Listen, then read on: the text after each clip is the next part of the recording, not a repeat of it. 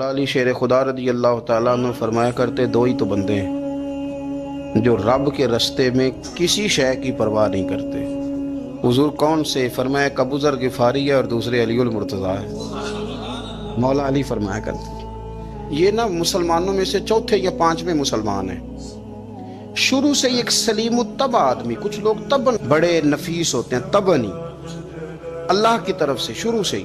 ان کا جو قبیلہ تھا بنو غفار وہ رہزنی کرتا تھا، لوگوں کو لوٹ لیتا تھا۔ شروع میں یہ کام کیا، لیکن جب کچھ لوگوں کی چیخیں کانوں میں گئیں تو چھوڑ دیا، فرمایا نہیں یار طبیعت نہیں مانتے، اور نبی پاک کا کلمہ پڑھنے سے پہلے ہی بتوں کی پوجا چھوڑ کے رب کی عبادت شروع کر دی۔ لوگ پوچھا کرتے تھے آپ عبادت تو کرتے تھے پر منہ کدھر کرتے تھے؟ فرماتے تھے جدھر وہ کرا لیتا تھا کر لیتے تھے۔ کسی نے انہیں بتایا کہ مکے میں ایک شخص ہیں جنہوں نے اعلان نبوت کیا ہے، آپ کی طرح کی باتیں کرتے ہیں۔ انہوں نے اپنے بھائی کو بھیجا، ان کا نام انیس تھا، پتہ کر کے واپس آئے، بھائی کہنے لگے ابو ذر ان کا نام جندب ہے، اصل میں ذر ان کے بیٹے کا نام ہے اور کنیت سے زیادہ معروف ہیں، ابو ذر غفاری کہلاتے ہیں۔ فرماتے ہیں کہ بھائی نے آ کے بتایا کہ وہ نیکی کا حکم دیتے ہیں، برے کاموں سے منع کرتے ہیں، صلہ رحمی کا پیغام دیتے ہیں، لیکن لوگ سارے مخالف ہیں۔ یہ چیز بھی بڑی کاؤنٹ ہوتی ہے، اسے نہ کاؤنٹ کیا کریں۔ لوگوں کی ترجیحات بدلتی ہیں، صبح کچھ، دوپہر کچھ، شام کچھ، اسے نہ کاؤنٹ کریں۔ انہوں نے اس بات کو کاؤنٹ کر کے بتایا کہ لوگ ان کے جو ہیں نا وہ مخالف ہیں سارے۔ تو حضرت ابو ذر غفاری کہنے لگے مجھے تسلی نہیں ہوئی، میں خود جا کے پتہ کروں گا۔ کہتے ہیں مکہ شریف آیا تو کسی ایسے آدمی سے پوچھ بیٹھا، میں تو کچھ اور سمجھا تھا، وہ کچھ اور نکلا۔ مکے والوں نے بڑا مارا۔ مکے پہنچ کے پہلی جو چیز ملی وہ مار کھانے کی تھی۔ اب میں ڈرتے کسی سے پوچھتا ہی نہ، بھوک بھی بڑی تھی، رہنے کو جگہ نہیں تھی، حرم شریف میں لیٹا رہتا تھا۔ میرے نصیب دیکھو، مجھے ایک شخص نے نہ آ کے ہلایا، کہنے لگے اگر مناسب سمجھیں تو میں آپ کو دیکھ رہا ہوں کافی دیر سے، آپ کوئی پردیسی ہیں، آپ کا اپنا مہمان نہ بنا لوں؟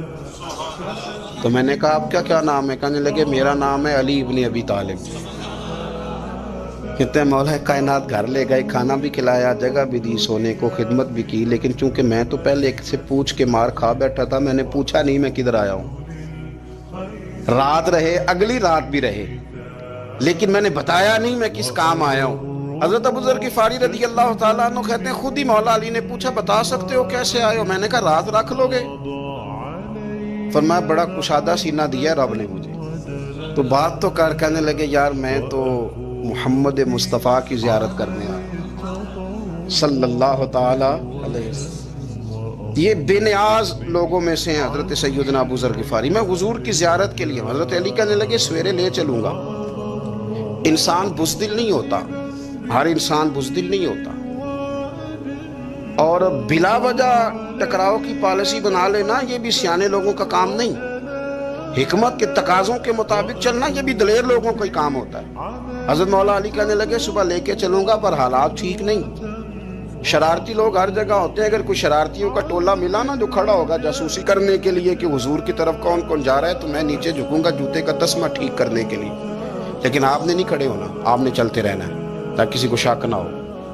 کہتے ہیں اس ترتیب سے حضرت علی مجھے لے کے گئے، میں حضور کی بارگاہ میں پہنچا۔ مولا علی کہتے ہیں بڑے بڑے لوگ سوال کرتے تھے پر یہ شروع سے سلیم الطبع تھے، مجھے کہہ لینے دینا، انہوں نے ماننا ہوتا ہے وہ لمبے سوال کرتے ہی نہیں، مان جو لیا تو لمبے سوالوں کی ضرورت ہی کوئی نہیں۔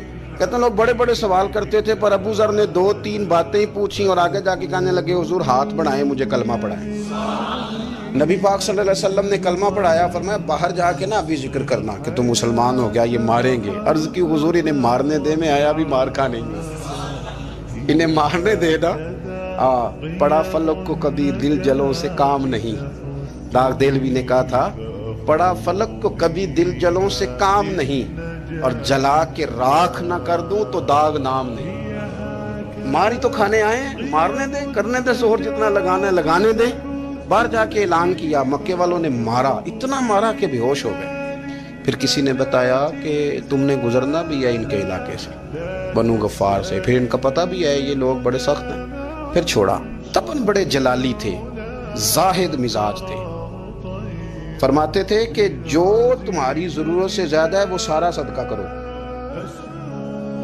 کنز کے معاملے میں ان کا رویہ یہ تھا، صرف حضرت صدیق اکبر کو کچھ نہیں کہا انہوں نے، باقی حضرت عمر جیسے آدمی کو بھی کھڑا کر کے کہہ لیتے تھے یہ مال کیوں رکھا ہوا ہے خزانے میں، بانٹتے کیوں نہیں سارا؟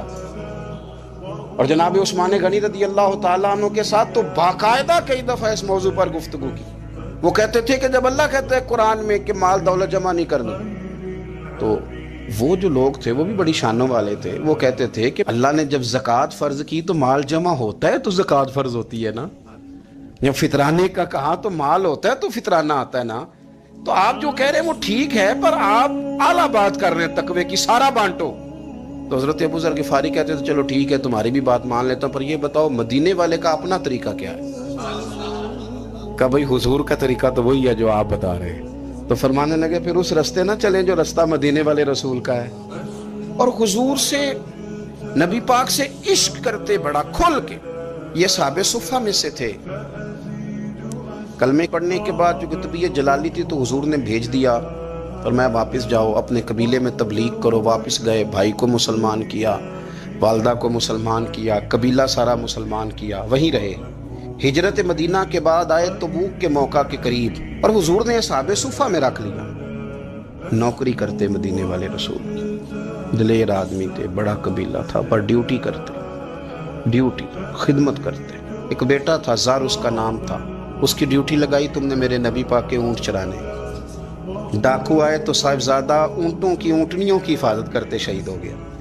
اور یہ انوکھا بندہ ہے جس نے شرط لگائی تھی کہ میں نے کالی سیاہ رنگ کی عورت سے شادی کرنی۔ انوکھا بندہ ہے۔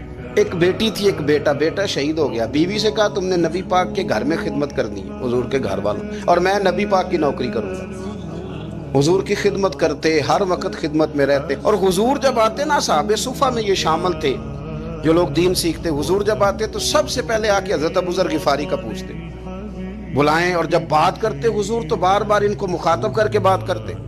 حضرت ابو ذر غفاری رضی اللہ تعالیٰ عنہ کا نبی پاک سے اتنا پیار کہ ہماری بھی مشکل حل کر دی۔ ابو داؤد شریف میں موجود ہے، ایک دن کہنے لگے یا رسول اللہ صلی اللہ علیہ وسلم، اگر کوئی بندہ کسی سے پیار بڑا ہی کرے پر اس جیسے عمل نہ کر سکے، کوشش کرے کرنا، لوگ ہمیں کہتے ہیں نا جی پیار بڑا، عمل بھی تو کرو نا، بھی کرنا چاہیے، پر انسان ہے نا، غلطی بھی تو ہو ہی جاتی ہے۔ اب ہم عمل نہیں کر سکتے تو تم ہمیں پیار بھی نہیں کرنے دو گے، مہربانی کرو پیار تو کرنے دو نا۔ حضرت ابو ذر غفاری نے کہا، ابو داؤد شریف میں موجود ہے، یا رسول اللہ صلی اللہ تعالی علیہ وآلہ وسلم، حضور پیار بڑا کرے پر ان جیسے عمل نہ کرے تو حکم کیا ہے؟ تو حضور نے فرمایا پیار سچا کرے، اللہ قیامت کے دن جس سے محبت کرے گا نا اس کے ساتھ ہی دونوں کو اکٹھا فرما دے گا۔ تو حضرت ابو ذر نے فوراً کہا، حضور پھر مجھے آپ سے بھی بڑا پیار ہے، رب سے بھی بڑا پیار ہے۔ فرمایا فکر نہ کرنا، جنت میں اکٹھے ہی جائیں گے۔ اتنی محبت رسول پاک کی ذات کے ساتھ، حضور کی نوکری کرنا۔ ایک دن خدمت کرتے کرتے سو گئے، حضور مسجد میں آئے پتہ کرنے کہ ابو ذر آرام کر رہا ہے۔ یہ بھی مزہ ہوتا ہے، خیال رکھنا اپنے درویشوں کا، کیا کھایا، کیا پیا، کہاں سوئے۔ حضور رات کو آئے، یہ سوئے ہوئے، فرماتے ہیں حضور نے میرا انگوٹھا ہلایا، میں اٹھ کے بیٹھ گیا، حضور بھی میرے پاس بیٹھ گئے، اور میں ابو ذر بڑا پیار کرتے ہو، سونے آپ کو پتہ ہی ہے۔ کہا یار تو بڑی نوکری کرتا ہے، ایک دن وہ بھی آئے گا جس دن تجھے میری مسجد اور میرے شہر سے جانا پڑے گا، پھر کیا کرو گے؟ تو عرض کی حضور کسی کی طاقت ہے مجھے آپ کے شہر سے نکالے؟ میں تلوار نکال لوں گا۔ نبی پاک نے فرمایا تلوار نہ نکالنا، جہاں تمہیں بھیجا جائے چپ کر کے چلے جانا۔ حضور کب تک؟ فرمایا جب تک اللہ تیری اور میری ملاقات نہیں کرا دیتا، یعنی وصال تک۔ یہ واحد شخص ہیں کہ حضور کے وصال ظاہری کا وقت آ گیا تو فرمایا کوئی میرے ابو ذر کو بلاؤ۔ جب یہ آئے تو حضور لیٹے ہوئے تھے، یہ جھکے نبی پاک کی طرف، حضور میں حاضر ہوں، تو حضور نے پکڑ کے سینے کے ساتھ لگا لیا۔ میرے رسول پاک صلی اللہ علیہ وسلم کی خدمت میں ایک دفعہ عرض کرنے لگے، حضور مجھے صوبے کا گورنر بنا دیں۔ تو نبی پاک نے فرمایا ابو ذر میں عہدے پسند نہیں کرتا، تو تمہیں بھی میں کہتا ہوں عہدہ نہ لینا، تمہیں بھی کہتا ہوں عہدہ نہ لینا۔ فرمایا ابو ذر میں جو چیز اپنے لیے پسند کروں گا تمہیں بھی اسی کا مشورہ دوں گا، تم بندے اچھے ہو پر یہ کام تمہارے بس کا نہیں ہے۔ بڑے زاہد آدمی میرے رسول کریم صلی اللہ تعالی علیہ وآلہ وسلم نے ان کے بارے میں فرمایا جس طرح نبیوں میں حضرت عیسیٰ علیہ السلام ہوئے. حضرت عیسیٰ دیکھیں نا، انبیاء میں اللہ تعالیٰ نے ہر قسم کی عظمت نبیوں کو دی. جناب سلیمان علیہ السلام کا تو تخت بھی ہوا میں اڑتا تھا، جن تک تابع دار تھے. اور نبیوں میں حضرت عیسیٰ بھی ہیں جن کے پاس گھر بھی کوئی نہیں، شادی بھی کوئی نہیں کی، اینٹ سرانے رکھ کے تکیہ بناتے. ایک ان کے پاس کنگھی تھی اور ایک پیالہ تھا. دیکھیں جو بندہ نیک ہو نا، وہ بھی نیک ہیں، اللہ کے نبی ہیں. آپ اپنا تقوی مسلط نہیں کریں گے. جو وہ کر رہے ہیں وہ بھی مخلص ہو کے کر رہے ہیں. حکومتیں جو چلانی ہیں تو وہ کس نے چلانی ہے؟ اگر نیک بندے نہیں آئیں گے تو غلط لوگ آئیں گے، قوموں پہ ظلم کریں، وہ بھی اپنی جگہ ٹھیک ہے. لیکن یہ جو کر رہے ہیں یہ بات بھی اپنی جگہ بالکل ٹھیک ہے. ہم پتہ کیا کرتے ہیں؟ ہم چیزوں کو مسلط کرتے ہیں، ایک دوسرے پر مسلط نہیں کریں چیزوں کو. آپ جو کر سکتے ہیں، جو رستہ آپ کو صحیح لگتا ہے اختیار کر لیں. یہی تو ہمارے دین کا حسن ہے کہ سارے رستے واضح کر کے ہمیں دکھاتا ہے. حضرت عیسیٰ علیہ السلام نے ایک دن دیکھا کہ ایک بندہ نا انگلیوں کے ساتھ اپنے بال سیدھے کر رہا ہے. تو آپ نے فرمایا یار کنگھی کے بغیر بھی کام چل سکتا ہے. کنگھی بھی خیرات کر دی. دیکھا ایک بندہ ہاتھ کا تکیہ بنا کے لیٹا ہے تو فرمایا اینٹ بھی دے دو، کسی کے کام آ جائے گی. ایک دن دیکھا کہ ایک بندہ نا یوں چلو میں پانی پی رہا ہے، فرمایا پیالہ بھی رہنے دو، اس کے بغیر بھی کام چل ہی جاتا ہے. جناب عیسیٰ کا یہ زہد تھا. میرے نبی پاک علیہ السلام نے فرمایا جس نے جناب عیسیٰ کا زہد دیکھنا ہو وہ میرے ابو ذر غفاری کو دیکھے. ان کو دیکھے، یہ دنیا میں جناب عیسیٰ کے زہد کے مطابق چلتے پھرتے. ساری زندگی دولت کو، مال کو پسند نہیں کیا. جہاں رہتے تھے ایک گورنر صاحب نے 300 دینار تحفے میں بھیجے. تو ایک ہوتا ہے نا بندہ کہتا ہے نہیں ضرورت نہیں. اور حضور سید عالم صلی اللہ علیہ وسلم نے حضرت عمر سے فرمایا تھا جو خود بخود آ جائے وہ قبول کر لو اللہ کی طرف سے. لیکن ان کا رنگ فقیری والا تھا اور تھوڑا انوکھا تھا. 300 دینار آئے تو فرمانے لگے اسے جا کے کہو تمہیں کوئی اور بندہ نہیں ملا دھوکہ دینے کے لیے، میرے گھر ہی مال بھیج دیا ہے. فرمانے لگے میرے پاس گدھا ہے سواری کرنے کے لیے، میرے پاس بکریاں ہیں دودھ پینے کے لیے، میرے پاس ایک چادر اضافی ہے سامان میں سے. میں تو ڈرتا ہوں کہ رب کہیں اس چادر کے بارے میں سوال نہ پوچھے، اور تم ہو کہ میرے پاس یہ لے کے آئے ہو. حضرت عثمان غنی کے پاس جا کے کہا کرتے کتنا لوگوں کے پاس پیسہ آ گیا ہے، ہر بندے کے گھر میں مال ہے، یہ کیا ہو رہا ہے؟ لوگوں سے کہیں خرچ کریں غریبوں پہ. عثمان غنی فرمانے لگے تمہیں تو خوش ہونا چاہیے کہ میرے دور میں لوگ خوشحال ہو گئے. آپ فرمانے لگے نہیں، وہ والا رنگ زیادہ بہتر ہے جو مدینے والے نے اختیار فرمایا، کیونکہ کچا رنگ للاری والا چڑھدا تے لیندا رہندا عشق تیرے دا رنگ محمد، جدوں چڑھ جائے پھر نہیں لینا. آپ کی طبیعت کے اندر دولت سے بیزاری. حضرت ابو درداء، حضرت ابو موسیٰ اشعری، حضرت ابو ہریرہ رضی اللہ تعالیٰ عنہ، یہ سمجھ لیں ان کے کلاس فیلو تھے، ان کے ساتھ پڑھا تھا انہوں نے. حضرت ابو ذر غفاری ان پر بھی جلال کرتے. آپ یقین کریں کہ طبیعت نا ایسے کیف میں آ گئی ان کو پڑھ کے. ان کو پڑھا جب کچھ دنوں سے تو کچھ انوکھا، یہ انوکھی وجہ ہے، سارے زمانے سے نرالے ہیں. یہ بندے کون سی بستی کے یار اب رہنے والے ہیں؟ یہ کس طرح کے لوگ ہیں؟ کیا سوچ ہے؟ حضرت ابو درداء رضی اللہ تعالیٰ عنہ کے گھر کے قریب سے گزرے تو حضرت ابو درداء مکان بنا رہے تھے. کیا جملہ کہا، تڑپ گئی روح. فرمانے لگے ابو درداء تجھ سے مجھے یہ امید نہیں تھی یار. فرمایا کیا ہوا؟ فرمانے لگے اب تیرا مکان بنانے کے لیے بھی اللہ کے بندوں کی پشتوں پر اینٹیں رکھی جائیں گی. تیرا مکان بنانے کے لیے رب کے بندوں کی پشتوں پر اینٹیں تیرے لیے. حضرت ابو درداء نے گردن جھکا لی. فرمایا یار جہاں تو ہے نا تو بالکل ہی ٹھیک کہتا ہے. کیوں؟ میرے نبی پاک صلی اللہ علیہ وسلم نے فرمایا اس زمین کے اوپر اور آسمان کے نیچے ابو ذر غفاری سے سچا بندہ کوئی نہیں، ان سے زیادہ سچا کوئی نہیں. فرمایا تو ٹھیک کہتا ہے یار، صحیح کہتا ہے. حضرت ابو موسیٰ اشعری رضی اللہ تعالیٰ عنہ کو گورنر بنا دیا گیا عراق کا. اب حضرت ابو موسیٰ اشعری صحابہ میں ایک بڑے جلیل القدر صحابی ہیں، اور ان کی عظمتیں، رفتیں، بلندیاں کیا کہنا، بڑی گہری دوستی تھی. لیکن جب وہ گورنر بن گئے نا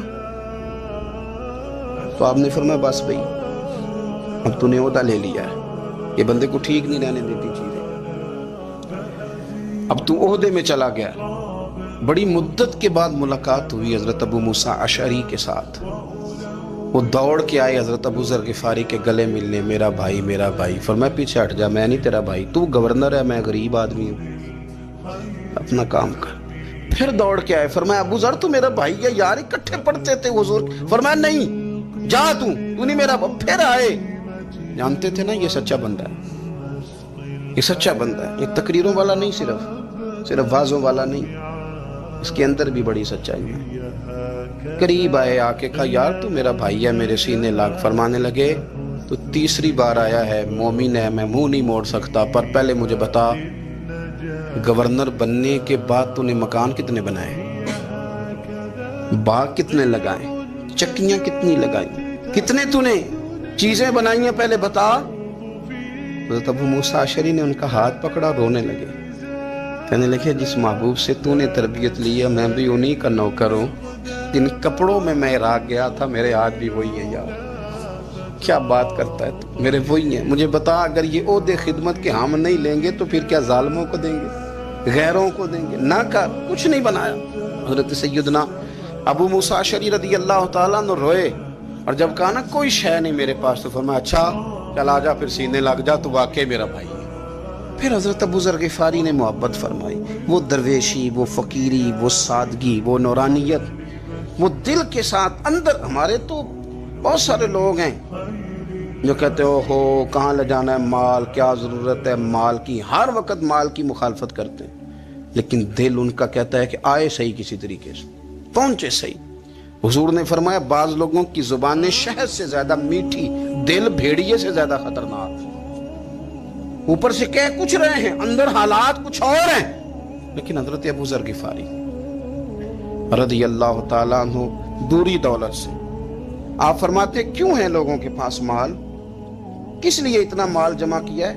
کیا ساری غریبی ختم ہو گئی ہے، غربت مٹ گئی ہے ساری، کیوں لوگ مال بناتے ہیں؟ ایک اور آپ کی کلاس فیلو تھے جو بصرے کے گورنر بنے، عبداللہ بن عامر رضی اللہ تعالیٰ۔ ایک صاحب سے ملاقات ہوئی، جناب نافع تائی ان کا نام تھا، تو حضرت ابو ذر غفاری سے وہ بڑے شوق سے ملنے آئے، حضور کے صحابی سمجھ کر کے۔ فرمایا کہاں کے رہنے والے ہو؟ کہا میں تو بصرے کا رہنے والا ہوں۔ فرمایا وہاں میرے ایک کلاس فیلو ہیں عبداللہ بن عامر، کہا وہ تو آج کل گورنر ہیں۔ فرمایا میرا ایک پیغام دے دو گے اس کو جا کے؟ کہا حضور دے دوں گا۔ فرمایا اس سے جا کے کہنا تو گورنر بن کے بھی زندہ ہی ہے، اور میں پانی کا پیالہ پیتا ہوں، کھجور کھاتا ہوں اور رب کی عبادت کرتا ہوں، میں بھی تو زندہ ہی ہوں نا، تو بھی زندہ ہی ہے، اس سے آگے کچھ نہیں، اور میں کھجور کھاتا ہوں، پانی کا پیالہ پیتا ہوں، میں بھی تو زندہ ہوں نا۔ اللہ اکبر۔ نافع تائی کہتے ہیں اس پیغام کی سمجھ نہیں آئی، لیکن میں لے کے گیا، عبداللہ بن عامر سے میری ملاقات ہوئی، تو میں نے کہا جی ایک پیغام دینا ہے، تو انہوں نے کچھ توجہ نہیں کی۔ جب میں نے بتایا نا کہ حضرت ابو ذر غفاری کا پیغام ہے، تو ان دونوں آنکھیں کھول دی، کہنے لگے جلدی بتاؤ انہوں نے کیا کہا ہے۔ فقر اور درویشی کے رستے پہ چلنے والوں کے امام سیدنا ابو ذر غفاری نے کیا کہا ہے؟ تو کہتے انہوں نے مجھے پاس بٹھا لیا، شفقت فرمائی، کہنے لگے اب بتاؤ انہوں نے کیا کہا ہے؟ تو عرض کرنے لگے انہوں نے کہا ہے کہ تو گورنر ہے، تو بھی زندہ ہے، اور میں کھجور کھاتا ہوں، پانی پیتا ہوں، رب کو یاد کرتا ہوں، میں بھی تو زندہ ہی ہوں نا۔ کہنے لگے ایک دفعہ پھر کہہ۔ کہا انہوں نے کہا تھا کہ میں کھجور کھاتا ہوں، پانی پیتا ہوں، عبادت کرتا ہوں، میں بھی تو زندہ۔ کہا ایک دفعہ پھر کہہ۔ کہتے ہیں تیسری دفعہ کہا تو وہ اتنا روئے کہ انہوں نے چادر میں منہ چھپا لیا۔ کہنے لگے یار وہ ٹھیک ہی کہتا ہے، صحیح کہتا ہے، اتنا مال، اتنے عہدے، اتنی چیزیں، اتنا کچھ جمع کر کے رکھا ہے، ان کا حساب دینا، ان چیزوں کی اللہ کے حضور کیا عذر پیش کریں گے، کس طرح رب کی بارگاہ میں بتائیں گے، کیا وجہ تھی، کن چکروں میں ہم نے زندگی گزار دی۔ سیدنا ابو ذر غفاری رضی اللہ تعالیٰ عنہ نے اپنی حیات مبارکہ ساری کی ساری فرماتے تھے کہ ہم نہیں عمل کریں گے تو کون کرے گا، وہ خاص سادگی، وہ خاص۔ اور پتہ میرے نبی پاک نے کیا فرمایا؟ فرمایا مجھے میرے رب نے حکم دیا ہے کہ میں 4 لوگوں سے پیار کروں۔ اللہ اکبر، کاش کبھی آپ اس حدیث کے جملوں کو سمجھیں۔ او یار اللہ نے حکم دیا ہے محبوب پیار کرے، حضور کس سے؟ تو پہلے 3 مرتبہ نبی پاک نے ایک ہی شخص کا نام لیا، فرمایا علی سے، علی سے، علی سے۔ پھر فرمایا ابو ذر غفاری سے، پھر فرمایا جناب مقداد سے، پھر فرمایا سلمان فارسی سے۔ رب نے مجھے کہا ان سے پیار کرو، حضرت ابو ذر غفاری۔ تبوک کے موقع پر نا اونٹ پہ بیٹھے تھے، پیچھے رہ گئے، اونٹ پر بیٹھے تھے تو پیچھے رہ گئے، اونٹ سست تھا، تھک گیا، چل نہیں رہا تھا۔ حضرت ابو ذر غفاری رضی اللہ تعالیٰ عنہ پہلے تو اسے لے گئے یہ گاؤں میں کہ اونٹ بیمار ہو گیا، اس کا علاج کرایا، لیکن جب وہ ٹھیک نہ ہو سکا نا تو اونٹ وہیں چھوڑ دیا۔ حضور صلی اللہ علیہ وسلم کے پیچھے ضرور پہنچنا ہے میدان تبوک میں، تو جو سامان تھا وہ سارا پشت پہ رکھا اور اکیلے ہی چل دیے، تنے تنہا اور پیدل۔ سامنے سے گرد اڑتی ہوئی نظر آئی تو لوگوں نے کہا حضور پتہ نہیں کون آیا ہے۔ فرمایا تمہیں نہیں پتہ، مجھے تو پتہ ہے نا، ابو ذر غفاری آیا ہے، ابو ذر غفاری آئے۔ پھر حضور نے فرمایا یمشی واحدہ و یموت واحدہ و یبعث واحدہ، فرمایا یہ تنہا چلتے ہیں، یہ تنہا ہی دنیا سے جائیں گے، تنہا ہی اٹھائے جائیں گے، تنہا چلتے ہیں، تنہا ہی دنیا سے جائیں گے، انتقال تنہا ہی اٹھائے جائیں گے۔ یہ بہت زیادہ سختی کرنے لگے صحابہ پہ، بہت زیادہ۔ تو حضرت عثمان غنی رضی اللہ تعالیٰ عنہ نے فرمایا کہ آپ اپنے مزاج کے لحاظ سے تو درست ہیں، پر جو چیز آپ طاری کرنا چاہتے ہیں جب شریعت گنجائش دیتی ہے تو آپ کیوں اتنی سختی فرماتے ہیں؟ تو فرمانے لگے ٹھیک ہے، پھر مجھے ربضہ جانے کی اجازت دے دو۔ ربضہ ایک بستی تھی، جنگل تھا، وہاں کوئی آتا جاتا نہیں تھا، اسی کسے دے کچھ نہیں چلا گئے تو نہ کچھ ہڈا دردی۔ حضور نے کہا تھا نا یمشی واحدہ، اکیلا چلے گا، ربضہ چلے گیا۔ حضرت سیدنا عثمان غنی نے کہا یہ کچھ بکریاں لے جاؤ، دودھ پی لیا کرنا۔ فرمایا عثمان مجھے مال کی تو ضرورت پہلے دن سے ہی کوئی نہیں، مجھے تو رب رسول کی ضرورت ہے، ان کی کرم نوازیاں میرے ساتھ رہتی ہیں۔ تشریف لے گئے، وہاں تنہا کھجور کے خشک ٹکڑے کھاتے، عبادت کرتے، اللہ کو یاد کرتے۔ بڑے بڑے لوگوں نے آ کے کہا کہ ابو ذر آپ کی بڑی شان ہے، ہمارے ساتھ چلیں۔ فرمایا چھوڑو، کہاں منشور ہم اور کہاں ہنگامے محبت کے، ایک حجرے میں رہتے ہیں، خدا کو یاد کرتے ہیں، ضرورت کوئی نہیں، جہاں ہوں نا وہاں میں ٹھیک ہوں، حاجت نہیں۔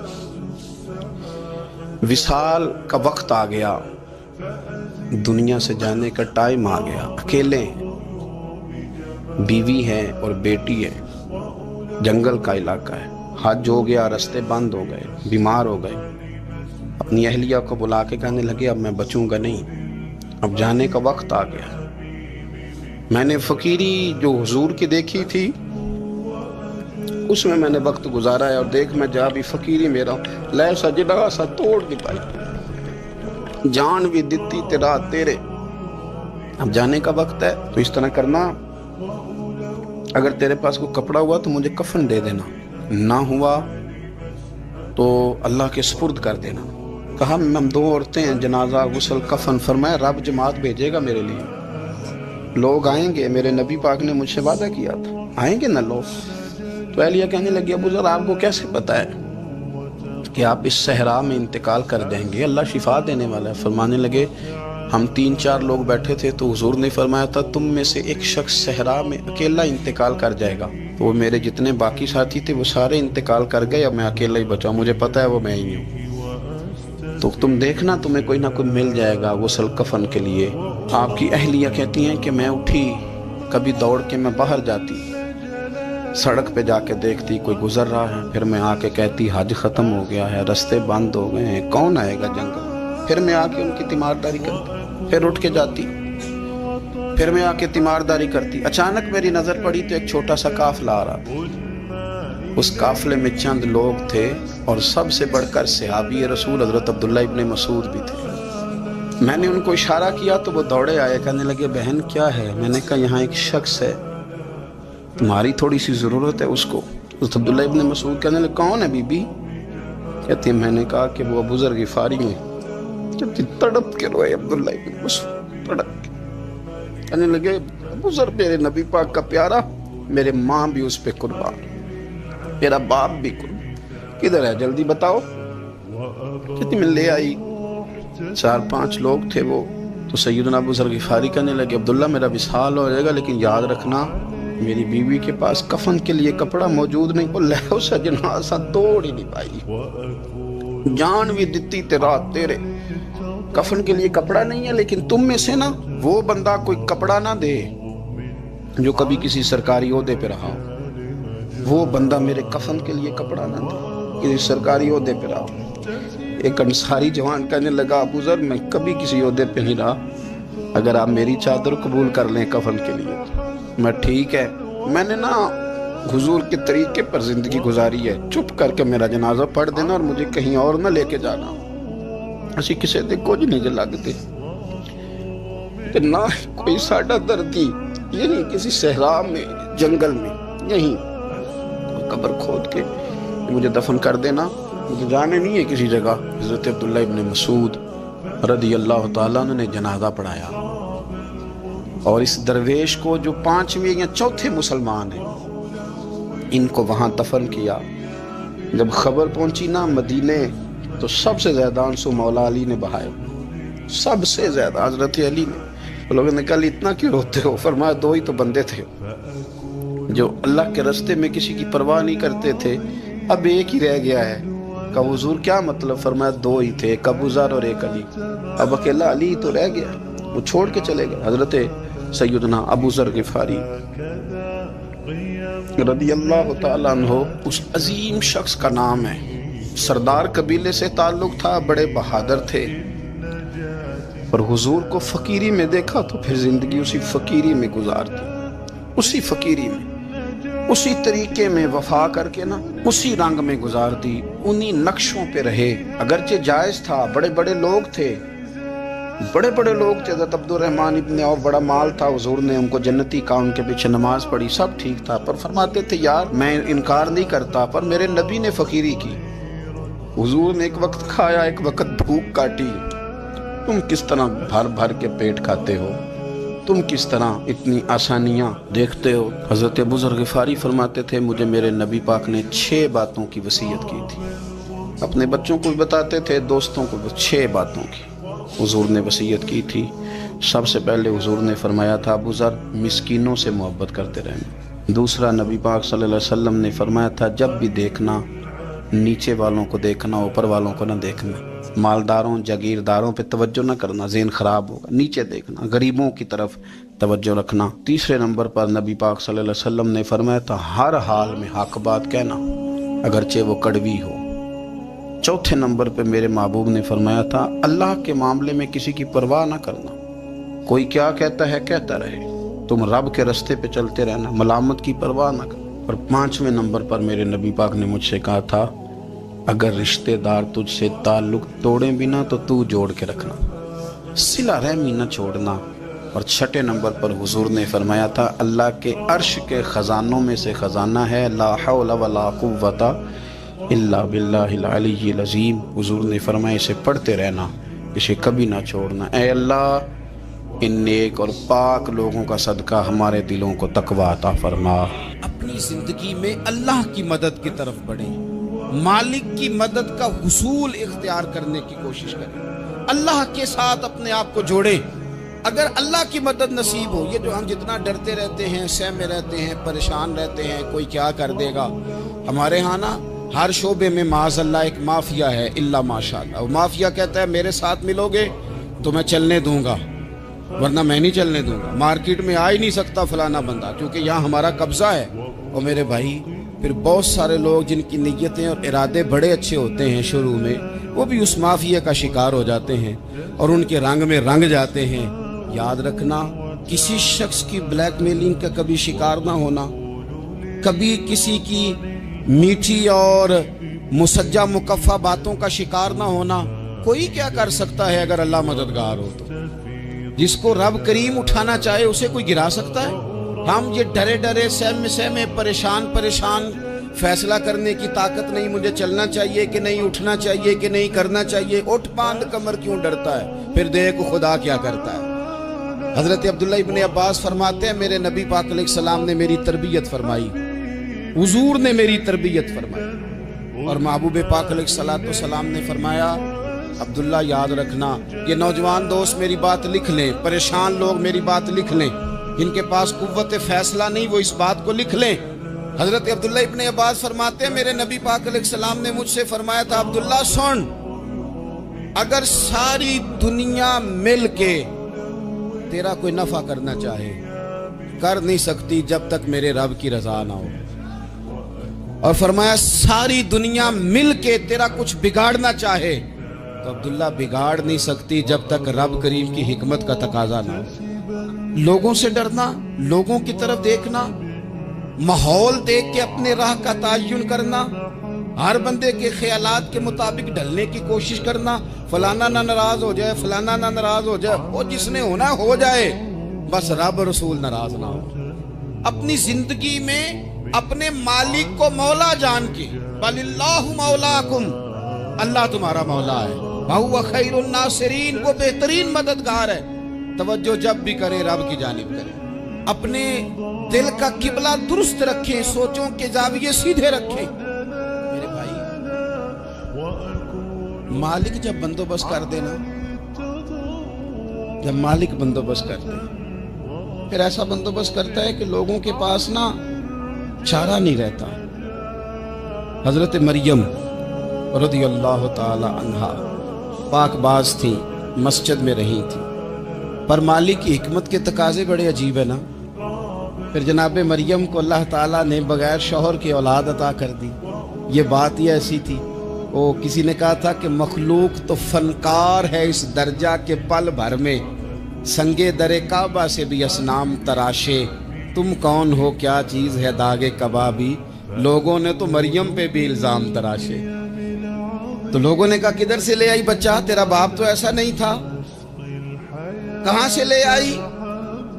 اللہ کرے میں آپ کو سمجھا سکوں، ذرا اپنے آپ کو وہاں کھڑا کریں کہ ایک پاک باز عورت، پاک باپ کی بیٹی، طیب ماں کی بیٹی، اور اللہ کے گھر میں پرورش پانے والی خاتون، ایک وہ وقت اور ایک یہ وقت کہ اس عورت کو کٹہرے میں کھڑا کر کے پوچھا جا رہا ہے کہ معاذ اللہ تیری گود میں بچہ جائز نہیں ہے، کہاں سے لائی ہے؟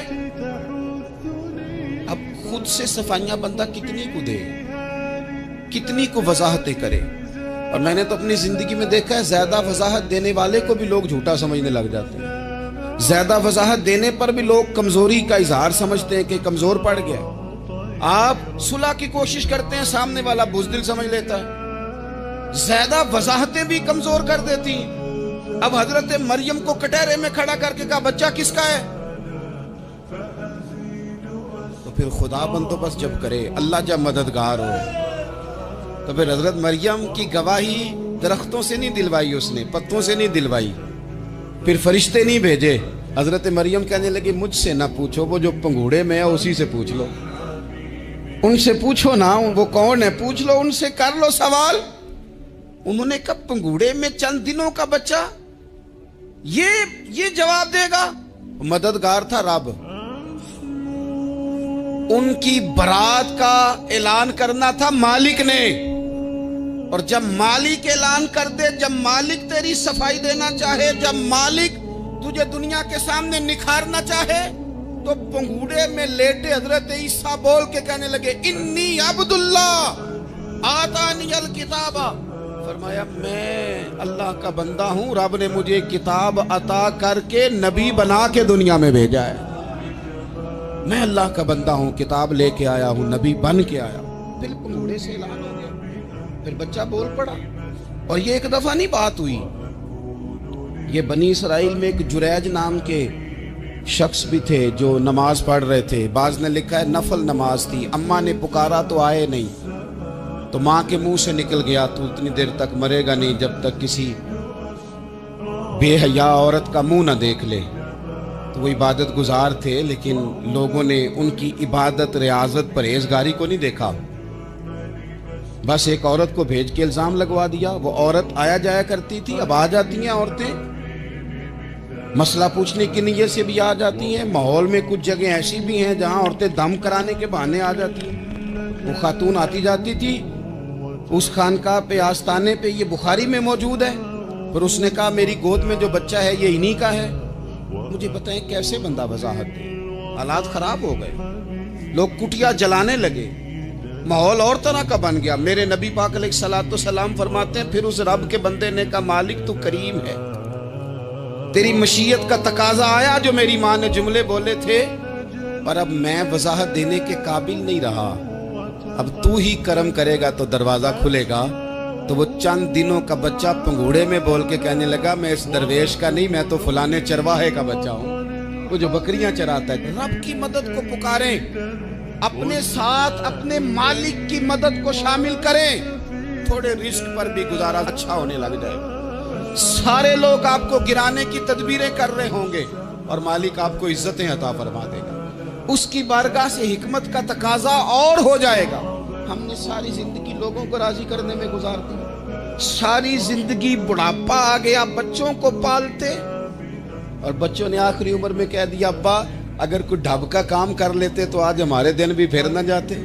सारी जिंदगी गुजार दी बहन भाइयों को राजी करने में, सारी जिंदगी गुजार दी जिम्मेदारियां उठाने में, उनको 99 दफा दिया, एक दफा नहीं दिया तो उन्होंने कह दिया तूने तो कभी दिया ही नहीं, तू था ही नहीं। सारी जिंदगी मोहल्लेदारों इलाके वालों को राजी करने में गुजार दी। और मैंने ऐसे लोग भी देखे, दीन के लिए वक्त गुजारा, लेकिन जब बुढ़ापे में दांत काम न करते थे तो वक्त के मुफ्तियों को भी मस्जिदों की कमेटियों ने कह दिया, अब आपकी समझ नहीं आती, हमने खतीब को यौर रखना है, न देखो दुनिया की तरफ, दुनिया रुला देती है, न राजी करो बंदों को, बंदे थका देते हैं, न पीछे भागो हर वक्त दुनियादारों के, ये इंसान को कमजोर कर देते हैं। वो तो करीम ही बड़ा है, 2 आंसू जमीन पर बाद में गिरते हैं, बंदे के गुनाह सारे पहले माफ फरमा देता है। अल्लाह की मदद का हुसूल, अपने मालिक की मदद की तरफ बढ़ना, आपको बदर की जंग भी यही दरस देगी, आपको उहद का मैदान भी यही सबक देगा, फतेह मक्का भी यही सबक देगा। मेरे दोस्तों, जब रब मदद फरमाए, जब अल्लाह मददगार बने, दोस्तों से एक बात अक्सर कर